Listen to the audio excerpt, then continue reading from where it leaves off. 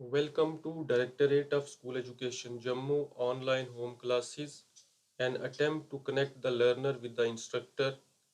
I welcome you for today's home class. Today we are going to take some of the topics from chapter How Do Organisms Reproduce from class 10th Biology. Students part 1 और 2 में बहुत सारे topics cover हुए हैं जैसे general about reproduction, then asexual and sexual reproduction, then tissue culture, structure of flower, and reproduction in plants. And in this segment, we are going to cover some of the topics like uh, asexual reproduction and modes of asexual reproduction, advantages of asexual reproduction, and then sexual reproduction in humans and male reproductive system. और पहले asexual reproduction क्या होता है? Asexual reproduction is the reproduction in which only one parent is involved. It is uniparental. और sexual reproduction it is biparental. और asexual reproduction में gametes नहीं बनते हैं और gametes का fusion नहीं होता है. और सेक्सुअल रिप्रोडक्शन में क्योंकि दो पेरेंट्स इन्वॉल्व होते हैं और गैमेट्स बनते हैं डिफरेंट पेरेंट्स में और फिर उसके बाद फ्यूजन ऑफ गैमेट्स होता है और जो ऑफस्प्रिंग्स बनते हैं ये सेक्सुअल रिप्रोडक्शन में they are similar to the parents 100% they are carbon copies और ये पेरेंट्स जैसे होते हैं. लेकिन सेक्सुअल रिप्रोडक्शन में वेरिएशंस होती है, वो रिकम्बिनेशंस की वजह से होती हैं और म्यूटेशंस की वजह से होती हैं.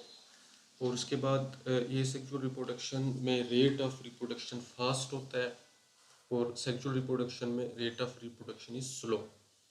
उसके बाद हम कवर करने जा रहे हैं जो इस सेगमेंट में that is types of asexual reproduction. ये डिफरेंट टाइप्स की है students. Fission, fragmentation, budding, regeneration, then vegetative propagation and spore formation. First of all आप एक फ्रेम के ऊपर देखें. फिशन अमीबा में होती है, यूनिसेलुलर ऑर्गेनिज्म है. उसके बाद मल्टीपल फिशन, प्लाज्मोडियम. उसके बाद हाइड्रा में बडिंग होती है. उसके बाद स्पायरोगायरा में फ्रेगमेंटेशन. और ये प्लांट्स में लीव्स के थ्रू लीव्स के ऊपर कुछ बड्स प्रोड्यूस होते हैं और बड्स जब साइल के ऊपर फॉल करते हैं और वहाँ नए प्लांट्स बनते हैं. उसके बाद ये आपने पोटैटो स्टूडेंट्स देखा है, इसमें पोटैटो इज ए स्टेम और स्टेम से जो है नए प्लांट्स ग्रो करते हैं. और हम फर्स्ट ऑफ ऑल फिशन लेने जा रहे हैं. ये बहुत सारे बैक्टीरिया और प्रोटोजोन्स में होता है ये प्रोसेस. और इसमें एक ऑर्गेनिज्म जो है यूनिसेलुलर ऑर्गेनिज्म वो स्प्लिट होता है और टू सेल्स बनते हैं और then they develop into new individuals. Amoeba के अंदर देखते हैं कि एक ऑर्गेनिज्म जब फुली डेवलप करता है, ग्रोथ होती है उसमें, तो उसकी देन स्प्लिटिंग होती है तो उससे दो इंडिविजुअल्स बनते हैं.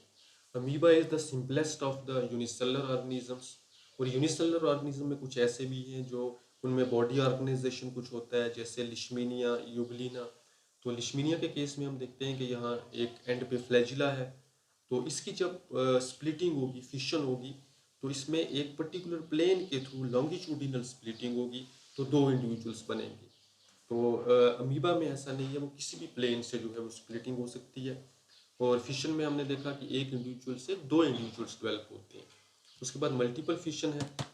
मल्टीपल फिशन में हम देखते हैं कि एक इंडिविजुअल से मल्टीपल ऑर्गेनिजम्स प्रोड्यूस होते हैं. जैसे कि हम देखते हैं प्लाज्मोडियम के केस में कि एक सेल है, इसके अंदर एक न्यूक्लियस मैनी टाइम्स डिवाइड करेगा, बहुत सारे न्यूक्लियाई बनेंगे और उन न्यूक्लियाई के अराउंड जो है सेल मेम्ब्रेन डेवलप होगी. तो मल्टीपल ऑर्गेनिजम्स जो है वो एक ऑर्गेनिज्म से डेवलप होते हैं. तो ये प्रोसेस ज़्यादातर जो है ये पैरासिटिक ऑर्गेनिजम्स के अंदर देखा गया और रैपिडली जो है नंबर जो है इंडिविजुअल्स का वो इंक्रीज होता है. उसके बाद नेक्स्ट जो है फ्रेगमेंटेशन है.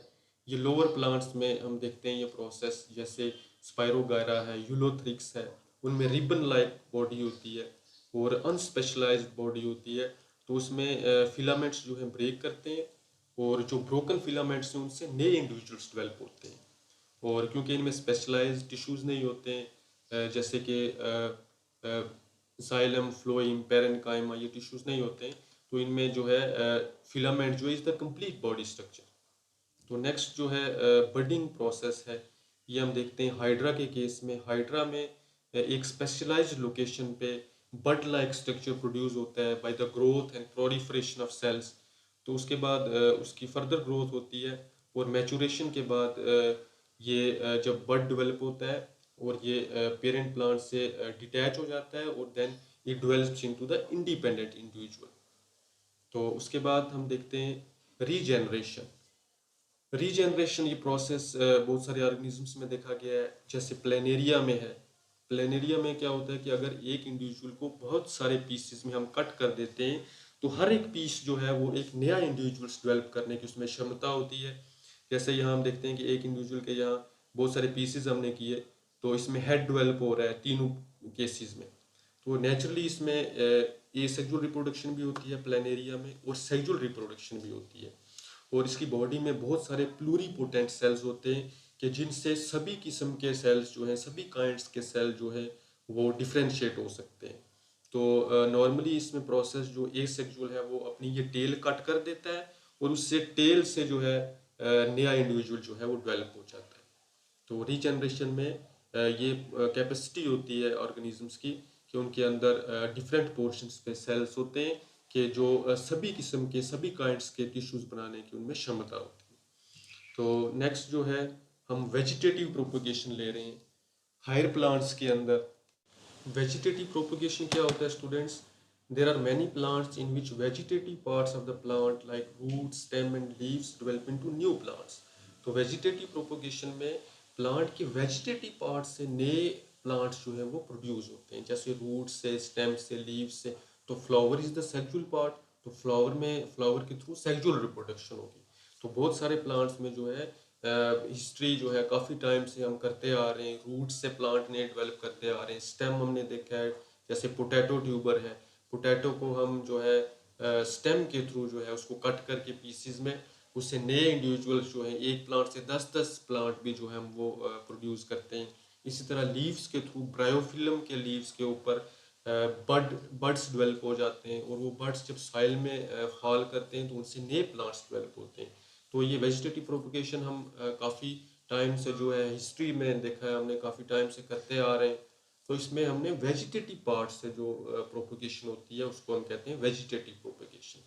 तो उसके बाद ये दो टाइप्स की है, नेचुरल मेथड्स और उसके बाद आर्टिफिशियल मेथड्स। तो first of all natural methods में हम देखते हैं कि जैसे हम देखते हैं ये दैट इज़ ओनियन। तो ओनियन में बल्ब्स के थ्रू की जाती है ये सेक्सुअल रिप्रोडक्शन। इसी तरह से ये जिंजर है, जिंजर का ये रिजोम है दैट इज़ स्टेम। तो ये इसको हेल्प करता है to avoid the unfavourable conditions. तो जब फेवरेबल कंडीशन आती है तो इससे शूट्स जो हैं, एरियल शूट्स फिर से डेवलप होती हैं। तो जिंजर को हम कट करके पीसीज में नए प्लांट्स जो है डेवलप कर सकते हैं। इसी तरह से पोटैटो ट्यूबर है, ये हम देखते हैं that is the modified stem. ये आगे हम पढ़ेंगे क्लासेस में। तो इसको भी हम कट करके पीसीज से जो है इससे नए प्लांट्स जो हैं वो डेवलप कर सकते हैं। इसी तरह से यहाँ हम देखते हैं दैट इज़ ब्रायोफिल्म प्लांट। इसके लीफ के ऊपर बड्स डेवलप होते हैं, और बड्स जो है मैच्योरिटी के बाद जो है ये फॉल करते हैं सॉइल के ऊपर, तो उनसे नए प्लांट्स बनते हैं। इसी तरह से ये हम देखते हैं स्वीट पोटैटो। तो इसको रूट के थ्रू हम जो है वो कल्टीवेट करते हैं, और root is used for propagating new plants. तो फर्स्ट ऑफ ऑल ये नेचुरल मेथड्स हैं। कुछ प्लांट्स जो है काफ़ी टाइम से हम इनको जो है वो करते आ रहे हैं, प्लांट्स को ग्रो नेचुरल मीन्स के थ्रू।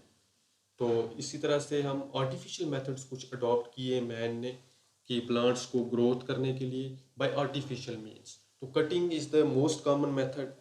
कटिंग में हम प्लांट की शूट्स को कट कर लेते हैं, और उसके बाद कटिंग्स को हम सॉइल में लगाते हैं, और उससे नए प्लांट्स जो हैं वो कुछ टाइम के बाद डेवलप होते हैं। तो स्टूडेंट्स कटिंग्स में ये प्रोसेस जो है ये सेक्सुअल रिप्रोडक्शन से थोड़ा ज़्यादा फास्ट है, थोड़ा क्विक है। तो इससे हमें जल्दी से प्लांट्स मिल जाते हैं और उनको हम प्रोपोगेट ईजिली कर सकते हैं। ये प्रोसेस हम शुगर केन में करते हैं, ग्रेप्स में करते हैं, रोज़ में ये कॉमन मेथड है। तो कटिंग में जो है ये हम प्लांट की शूट को लेकर के कट करके नाइफ के साथ सॉइल में ट्रांसफ़र करते हैं, और नए प्लांट्स हमें मिल जाते हैं। उसके बाद दूसरा प्रोसेस आर्टिफिशियल मेथड्स में हम देखते हैं दैट इज़ लेयरिंग। लेयरिंग में स्टूडेंट्स क्या होता है कि हम प्लांट के ऊपर जो है वो प्लांट शूट्स में रूट्स इंड्यूस करते हैं while it is still attached with the plant. तो जब वो पेरेंट प्लांट के साथ अटैच होता है तो उसमें रूटिंग हम इंड्यूस करते हैं। तो इस प्रोसेस में हम देखते हैं स्टूडेंट्स के जो श्रब प्लांट्स हैं उनमें क्या करते हैं, उनकी जो लोअर मोस्ट ब्रांचेस होती है उनको हम बेंड कर लेते हैं नीचे की तरफ। बेंड करने के बाद हम एक पोर्शन पे उसको कट लगाते हैं। कट लगाने के बाद उसके ऊपर उसको कवर कर देते हैं सॉइल के साथ। जब सॉइल के साथ कवर कर लेते हैं तो कुछ टाइम के बाद 2 वीक्स के बाद या 3 वीक्स के बाद उसमें जो है रूट्स डेवलप हो जाती है। उसके बाद हमने क्या करना है, इस पोर्शन को कट करके फिर सॉइल में अलग से इंडिपेंडेंटली उसको ट्रांसफर कर देना है, तो उससे नए प्लांट्स हमें डेवलप हो जाएंगे। तो ये चेरी में ये प्लांट हमने लेयरिंग करते हैं, जैस्मीन में करते हैं। और जो स्टूडेंट्स जो दूसरे वुडी प्लांट्स हैं जिनकी ब्रांचेस जो हैं वो सरफेस ऑफ द सॉइल के पास नहीं होती है, तो जिनकी ब्रांचेस टॉप पे होती है, तो उनमें जो है वो हम एयर लेयरिंग करते हैं। एयर लेयरिंग में हम वहाँ पर कट लगाते हैं उसकी सरफेस के ऊपर, उनके शूट्स के ऊपर, तो उसको हम पॉलीथीन से कवर कर देते हैं। सॉइल वहाँ लगाते हैं जहाँ हमने कट लगाया होता है, उसके बाद काऊ डंग लगाते हैं, उसके बाद कॉटन वहाँ रखते हैं, तो उसको हम पॉलीथीन से बंद कर देते हैं। और कुछ टाइम के बाद उसको हम काटते हैं, तो वहाँ रूट्स इंड्यूस हुई होती हैं, रूट्स डेवलप हुई होती हैं, तो उस ब्रांच को हम देन ट्रांसफ़र करते हैं किसमें, सॉइल में, तो नया प्लांट में डेवलप होता है। उसके बाद हम नेक्स्ट जो हम देखते हैं जो आर्टिफिशियल मीन्स ऑफ प्रोपोगेशन है, उसमें हम ग्राफ्टिंग करते हैं। ग्राफ्टिंग में स्टूडेंट्स हम क्या करते हैं कि एक प्लांट के शूट को काट करके दूसरे प्लांट के ऊपर उसको लगाते हैं, हम दूसरे प्लांट के ऊपर उसको माउंट करते हैं। तो जिस प्लांट को हम काटते हैं वो हमें अच्छा फ्रूट देने वाला होता है और अच्छा प्रोड्यूस देने वाला होता है, उसकी इकोनॉमिकल वैल्यू ज़्यादा होती है, तो उसको हम दूसरे के रूट सिस्टम के ऊपर माउंट करते हैं। जैसे हम यहाँ देखते हैं कि एक प्लांट है, इसका हमने रूट सिस्टम यूज़ किया और इसके ऊपर दूसरे का हमने शूट लगाया, तो जिसका हम शूट लगाएंगे उसकी इकोनॉमिकल वैल्यू ज़्यादा होगी। जैसे हम एप्पल की ग्राफ्टिंग जो है वो पीयर के ऊपर करते हैं, और आपको पता है कि एप्पल की जो इकोनॉमिकल वैल्यू ज़्यादा है, तो इसी तरह से हम मैंगो की ग्राफ्टिंग करते हैं। एक अच्छी क्वालिटी के मैंगो की ग्राफ्टिंग हम एक जो है वो देसी टाइप के मैंगो के ऊपर ग्राफ्टिंग करते हैं उसकी, तो हमें उससे अच्छा प्रोड्यूस मिलता है। तो इसके स्टूडेंट्स बेनिफिट्स क्या है कि ग्राफ्टिंग हमें बहुत कम टाइम लेती है। जैसे सीड को लगाना, उसको डेवलप करना, नया प्लांट्स बनता है, तो उसको टाइम लगता है। तो इससे हमें जल्दी से जो है इकोनॉमिकल मेथड है, जो हमें फ्रूट अच्छा देते हैं प्लांट्स, उनकी हम जल्दी से ग्राफ्टिंग कर सकते हैं। एक सीजन में हमने जो है एक शूट लगा दिया, तो 2-3 साल के बाद हमें जो है वो अच्छा फ्रूट देना शुरू हो जाएगा। तो जिस प्लांट को हम काटते हैं जो हमें अच्छा फ्रूट देने वाला होता है उसको हम स्कायन कहते हैं, और जिसके रूट सिस्टम के ऊपर माउंट करते हैं उसको हम स्टॉक कहते हैं। तो ये बड़ा इकोनॉमिकल मेथड है। इससे बहुत सारे जो है हॉर्टिकल्चर में हमें बहुत सारे बेनिफिट्स मिलते हैं इस प्रोसेस से। तो नेक्स्ट हम पढ़ रहे हैं spore formation. Spores are thick wall dormant cells. ये किन ऑर्गेनिजम्स में प्रोड्यूस होते हैं? फंजाई में, बैक्टीरिया में, एल्गी में प्रोड्यूस होते हैं, और ये स्पेशलाइज स्ट्रक्चर्स के अंदर प्रोड्यूस होते हैं जिनको हम स्पोरेंजिया कहते हैं। तो स्टूडेंट्स स्पोर्स जो है थिक वॉल्ड होते हैं और ये हेल्प करते हैं स्पीशीज को प्रोटेक्ट करने में ड्यूरिंग अनफेवरेबल कंडीशंस, और जब फेवरेबल कंडीशंस आती हैं तो ये जर्मिनेट करते हैं और उनसे नए इंडिविजुअल्स बनते हैं। तो उसके बाद स्पोर्स जो है ये लार्ज नंबर में प्रोड्यूस होते हैं और ये हेल्प करते हैं स्पीशीज को रैपिड मल्टीप्लिकेशन में, इनका रैपिड मल्टीप्लिकेशन होता है। तो उसके बाद फाइनली हम ले रहे हैं advantages of vegetative propagation. Vegetative propagation के क्या एडवांटेजेस हैं? फर्स्ट ऑफ ऑल प्लांट्स जो हैं जो हम रेज करते हैं वेजिटेटिव प्रोपगेशन के थ्रू, वो हमें क्विकली जो है जल्दी कम टाइम स्पैन में हमें फ्लावर्स और फ्रूट देना शुरू कर देते हैं as compare to plants that are grown from seeds. तो सीड्स के थ्रू जब प्लांट्स हम ग्रो करते हैं तो हमें ज़्यादा टाइम लगता है। उसके बाद जो प्लांट्स जिनमें सीड्स प्रोड्यूस करने की कैपेसिटी नहीं होती है, तो जैसे बनाना है, ऑरेंज है, रोज़, तो उनको हम एक ही मेथड बचेगा दैट इज़ वेजिटेटिव मेथड। तो वेजिटेटिव मेथड्स के थ्रू हम उसको प्रोपोगेट करते हैं ऐसे प्लांट्स को। तो उसके बाद गुड करेक्टर्स जो हैं वो are preserved by vegetative propagation. तो अच्छे करेक्टर्स जो हैं, जैसे एक प्लांट हमें अच्छी क्वालिटी का फ्रूट देता है, जैसे हम ले लेते हैं एक अच्छी क्वालिटी का एप्पल है, तो उसको हम ग्राफ्टिंग करके 100 प्लांट्स एक सीजन में प्रोड्यूस कर सकते हैं। तो क्विकली हमें थोड़े टाइम में हमें वो फ्रूट देना शुरू कर देंगे। तो इसी तरह से अच्छे करेक्टर्स को प्रिजर्व कर सकते हैं। और उसके बाद जो प्लांट्स कुछ जिनकी इकोनॉमिकल वैल्यू होती है, अच्छा प्रोड्यूस होता है, कुछ ऐसे ऑर्नामेंटल प्लांट्स होते हैं, तो उनको हम वेजिटेटिव मेथड के थ्रू ग्रो कर सकते हैं, प्रोपोगेट कर सकते हैं इन एनी नंबर, किसी भी नंबर से थाउजेंड्स में उसको हम जो है वो इंक्रीज कर सकते हैं, ताकि इकोनॉमिकली भी हम साउंड हो, और उसके बाद जो है अच्छी क्वालिटीज़ जो है वो भी हम प्रिजर्व कर सकें। तो students, that was all about this asexual and vegetative modes of propagation. उसके बाद हम डिस्कस करने जा रहे हैं स्टूडेंट्स नेक्स्ट जो सब यूनिट है, sexual reproduction and sexual reproduction in human beings. First of all, what is sexual reproduction? In sexual reproduction, there is involvement of two individuals, that is male and female. These two individuals, male and female, are involved in this act of sexual reproduction. तो significance क्या है sexual reproduction का कि sexual reproduction में DNA कॉपिंग होती है और रिकॉम्बिनेशंस की वजह से वेरिएशंस प्रोड्यूस होते हैं जो पॉपुलेशन को हेल्पफुल होते हैं। और ये रिकॉम्बिनेशन कैसे होता है स्टूडेंट्स, जैसे हम एग्जांपल लेते हैं ह्यूमन बीइंग्स की। ह्यूमन बीइंग्स में 46 क्रोमोसोम्स होते हैं और जब गैमेट्स बनते हैं तो क्रोमोसोम नंबर हाफ होता है, वो हाफ हो जाता है। जैसे 23 क्रोमोसोम्स आएंगे गैमेट्स में, तो वो 23 कोई सा भी जो है कॉम्बिनेशन हो सकता है। तो इसलिए नए वेरिएशंस, नए कॉम्बिनेशंस बनते हैं। तो डीएनए कॉपिंग, डीएनए एक ऐसा मॉलिक्यूल है स्टूडेंट्स जो डुप्लीकेट करता है, जो अपनी कॉपीज बना सकता है। तो कॉपिंग के दौरान, कॉपिंग मैकेनिज्म में क्या होता है कि समटाइम्स इट इज़ इनएक्यूरेट, तो रॉन्ग बेस ऐड हो जाता है जिससे वेरिएशंस आते हैं, म्यूटेशंस काज होते हैं। तो सेक्सुअल रिप्रोडक्शन में डीएनए कॉपिंग की वजह से और रिकॉम्बिनेशंस की वजह से वेरिएशंस काज होते हैं और जो हेल्पफुल होते हैं सेक्सुअली रिप्रोड्यूसिंग ऑर्गेनिजम्स को अडेप्ट करने में। और उसके बाद डीएनए जो है ये जेनेटिक मटेरियल है सभी ऑर्गेनिजम्स में, चाहे वो प्लांट्स हैं, एनिमल्स हैं, और ये कंट्रोल करता है सभी करेक्टर्स ऑर्गेनिजम्स के। और डीएनए ही पास होता है पेरेंट्स टू यंग वंस और ये करेक्टर्स ट्रांसमिट होते हैं इस मॉलिक्यूल के थ्रू। और एक कॉपी जो डीएनए की है वो गैमेट्स में जाती है, तो उससे जो है वो हैप्लॉइड क्रोमोसोम, एक कॉपी डीएनए की और क्रोमोसोम्स की एक गैमेट्स में जाती है, तो इसलिए क्रोमोसोम नंबर गैमेट्स में हाफ होता है। और उसके बाद हम देखते हैं कि वेरिएशंस होते हैं सेक्सुअली रिप्रोड्यूसिंग ऑर्गेनिजम्स में और वो हेल्प करते हैं पॉपुलेशन को सरवाइव करने में।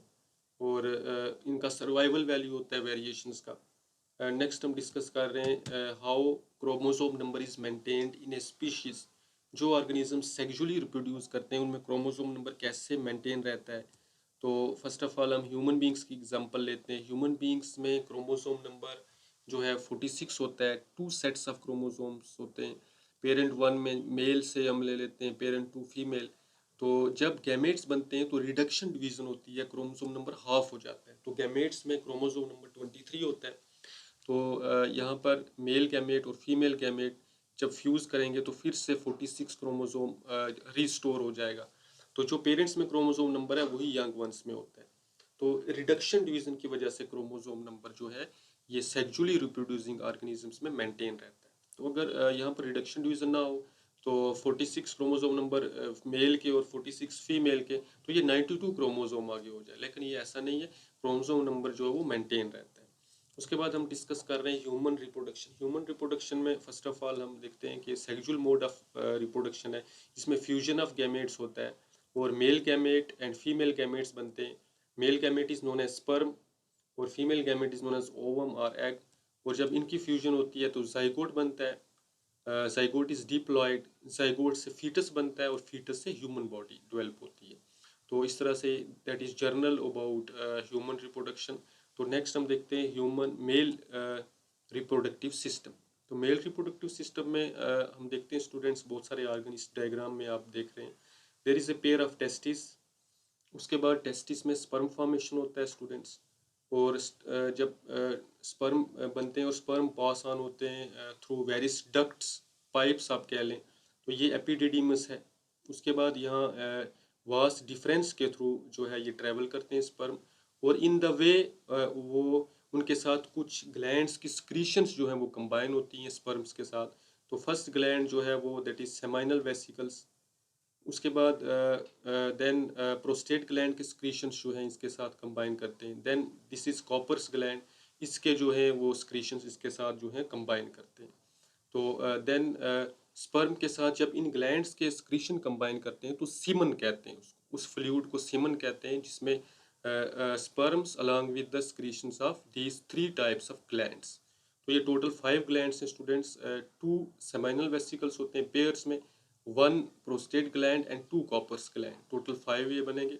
और देन पेनिस के थ्रू सेमन जो है ट्रांसफर होता है to the female genital tract, और then sperms move up to the site of fertilisation. तो पेनिस जो है ये मेटिंग ऑर्गन है। तो यहाँ स्टूडेंट्स आप देखें, this is a common urinogenital tract. इस ट्रैक्ट के थ्रू स्पर्म भी पास होते हैं और यूरिन भी पास होता है। यहाँ पे आप देखते हैं, यहाँ वासा डिफरेंसा जब आता है तो ये यूरिथ्रा के साथ यहाँ कंबाइन करता है, तो एक सिंगल जो है वो ट्रैक्ट बनता है और यूरिथ्रा, और इसके थ्रू स्पर्म भी पास होते हैं और देन सेमन भी पास होता है। लेकिन एट ए टाइम एक ही पास होगा, या स्पर्म पास होंगे या यूरिन पास होगा।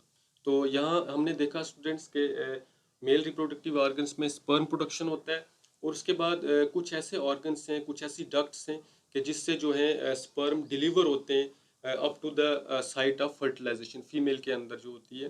तो नेक्स्ट हम वन बाय वन इन ऑर्गन्स को डिस्कस करते हैं।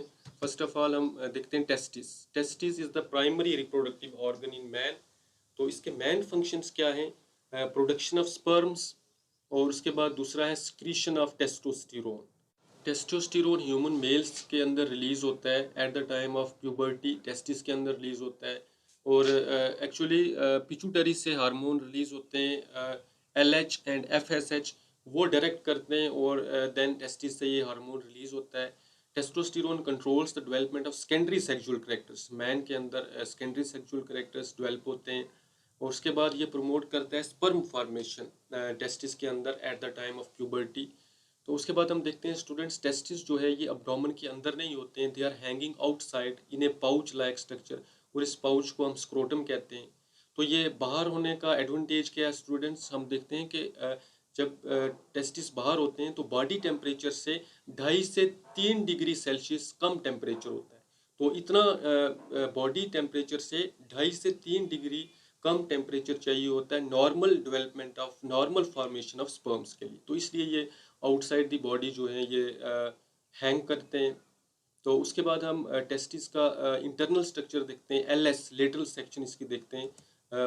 इसमें देखते हैं हम कि टेस्टिस के अंदर जो है it is divided into many compartments, compartment 1 2 3, इस तरह से बहुत सारे कंपार्टमेंट्स होते हैं, और इन कंपार्टमेंट्स को हम टेस्टिकुलर लोब्यूल्स कहते हैं, लोब्यूल 1 2 3 इस तरह से। तो इन लोब्यूल्स के अंदर जो है सेमिनिफेरस ट्यूब्यूल्स होते हैं, सेमिनिफेरस ट्यूब्यूल्स। तो इनके अंदर स्पर्म फॉर्मेशन होता है। तो उसके बाद ये सारे सेम्यूनिफरस ट्यूब्यूल्स जो हैं अपनी सिक्रीशंस यहाँ इसके बाद एक चैनल लाइक स्ट्रक्चर के थ्रू पास होती है। इस चैनल लाइक स्ट्रक्चर को हम रेटिटेस्टिस कहते हैं, इसके थ्रू पास होते हैं स्पर्म। और उसके बाद ये कुछ चैनल्स हैं, इन चैनल्स को वास इफ्रेंशा कहते हैं। इसके बाद ये स्पर्म्स पास होते हैं एपिडिडीमस में। स्टूडेंट्स, इसके अंदर वाला पोर्शन जो है ये टेस्टिस के अंदर है, और ये एपिडिडीमस जो है ये टेस्टिस के बाहर जो है अटैच्ड होता है, एक रिज लाइक स्ट्रक्चर, और it is actually highly coiled ducts. तो इसको हम एपिडिडीमिस कहते हैं। ये इसका फंक्शन है कुछ टाइम के लिए स्पर्म्स को स्टोर करता है, और उसके बाद स्पर्म्स पास ऑन होते हैं थ्रू दिस वासा डिफरेंसा, और then this is the internal structure of testis. और उसके बाद कुछ ग्लैंड्स हमने पढ़े थे अभी। इन ग्लैंड्स के जो सिक्रीशंस हैं वो स्पर्म को न्यूट्रिशन प्रोवाइड करते हैं while they travel inside the female reproductive tract up to the site of fertilisation, और स्पर्म्स की प्रोटेक्शन करते हैं। और सेमाइनल वेसिकल हमने पढ़ा था 3 टाइप के ग्लैंड्स, उसके बाद prostate gland and Cowper's gland. Seminal vesicle pair of glands होते हैं, और मेजॉरिटी ऑफ फ्लूइड जो सेमन का है वो सेमाइनल वेसिकल की सिक्रीशंस होती हैं। सेमाइनल वेसिकल में फ्रुक्टोज का लेवल हाई होता है जो न्यूट्रिशन प्रोवाइड करता है स्पर्म मोटिलिटी के लिए। सेमाइनल वेसिकल की सिक्रीशंस जो हैं वो अल्कलाइन होती हैं।